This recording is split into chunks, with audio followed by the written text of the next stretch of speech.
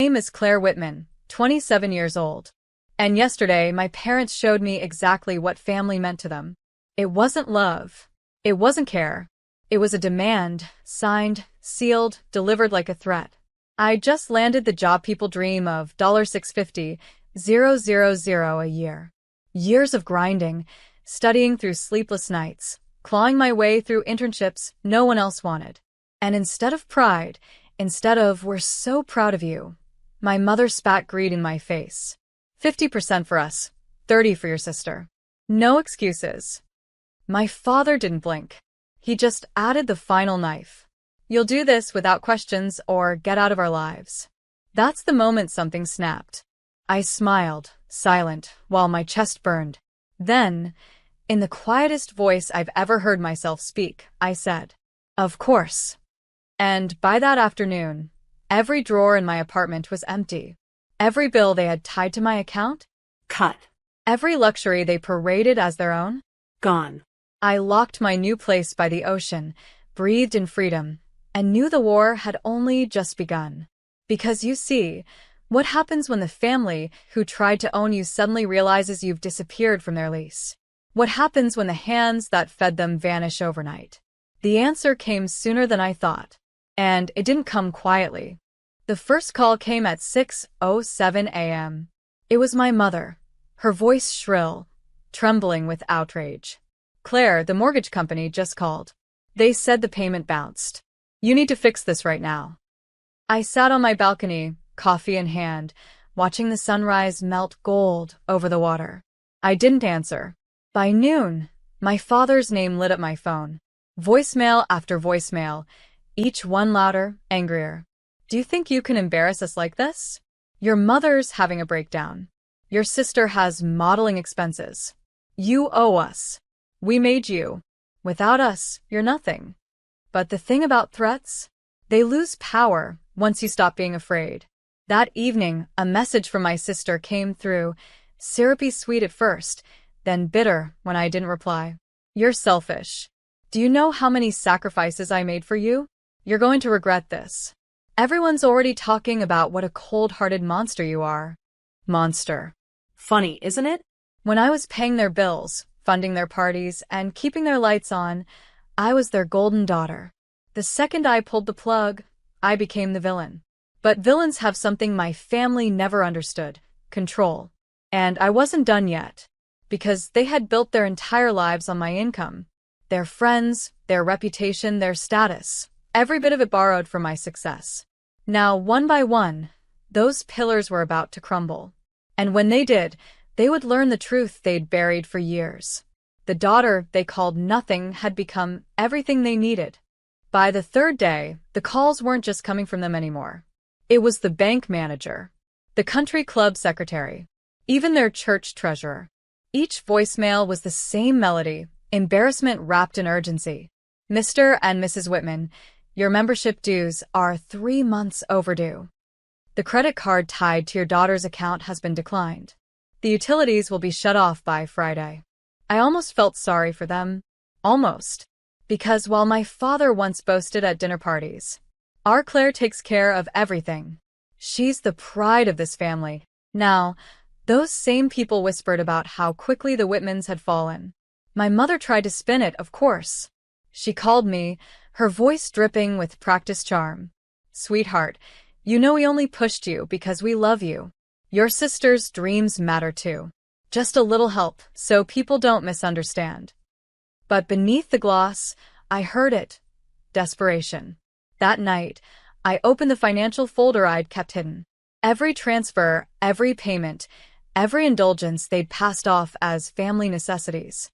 Designer handbags, trips to Maui, car payments for my sister's BMW. All charged to me. I stared at the numbers, my chest heavy with years of betrayal. And then, with one click, I forwarded the entire file. To the mortgage company. To the credit bureau. To their so-called friends. Not out of cruelty. Out of clarity. If they wanted me to be their provider, their safety net, their scapegoat, then they could finally see what they had turned me into. The mask was cracking. And tomorrow, the entire facade would shatter. It happened at the charity gala. The same event where my parents strutted every year in glittering gowns and tailored suits, parading me around like a trophy they had raised. This time, they walked in alone. My sister clung to their arms, but the whispers started before they'd even reached the champagne table. Didn't Claire use to cover their donations? Strange. I heard the Whitmans' checks bounced last month. Imagine living in that mansion and not being able to keep the lights on. My mother's smile strained like glass about to crack. My father tried to laugh it off, booming about temporary glitches. But the more they laughed, the louder the room seemed to hum against them. And then came the moment that sealed it. The auctioneer stepped onto the stage, announcing a pledge tier of $50,000 for children's hospitals. My father lifted his hand automatically, until the auctioneer's assistant leaned down and whispered something. "Sir, I'm afraid your account no longer qualifies." The microphone wasn't muted. The room froze. Every eye turned to them. I watched from the back, unseen, a soft smile tugging my lips. For years, they had used me to buy their image of wealth, generosity, and power. Without me, they were nothing but smoke and mirrors. My sister tried to salvage it, muttering about how Claire would step in. But the truth had already spilled across the marble floors. The Whitmans weren't benefactors. They were beggars dressed in silk. And as their faces burned red, I realized something delicious. This wasn't revenge. This was revelation. And it was only just beginning. The pounding on my door started just after midnight. 3 sharp fists, frantic, like the house itself might cave in if I didn't answer. Through the peephole, I saw them. My mother in her pearls, her mascara smudged like war paint, my father's jaw trembling though he tried to look defiant. My sister stood behind them, arms crossed, eyes darting like she'd been dragged there against her will. "Claire," my mother cried, voice cracking. Please open the door. You don't understand. We're losing everything." I stayed silent, letting the night stretch long. Then my father's voice, lower, harsher. "You're a daughter. This is your duty. You don't get to abandon us. UOWES." That word, oh. It was the same word he used when he took my savings account in college to fix the roof. When Mom emptied my emergency fund to cover my sister's tuition after she dropped out for the 3rd time. When they told me my promotions and my exhaustion didn't matter because family comes first, but only when it meant them. Finally, I opened the door just a crack. Just enough for them to see my face in the golden light. "No," I whispered, calm as ice. "I don't owe you. You took everything I gave, and you buried me in debt that was never mine. And now you want more? I'm not your bank. I'm not your lifeline. I'm not your scapegoat." My mother's lips trembled. My father's fists clenched. And then, quietly, I closed the door. The lock clicked. The silence that followed was louder than any scream. But in that silence I knew, tomorrow, they'd crawl lower than they ever had before. And I was ready. By morning, the headlines were already out. Whitman's default on pledges. Local power couple exposed as fraud. Daughter distances herself amid scandal. I didn't leak anything. I didn't have to. When you build your empire on borrowed money and borrowed pride, the cracks eventually scream louder than the walls. At the office, colleagues stopped by my desk, whispering. Not about me, but about them. "Did you see the news?" I always wondered how they managed those donations. "Claire, you must be humiliated." But I wasn't. For the first time in my life, I felt weightless. By noon, my phone lit up again. Not just with calls. With pleas. Texts from my sister. "Claire, can you just cover one payment, please? I'll pay you back this time. Mom hasn't eaten since yesterday. Dad says he'll apologize."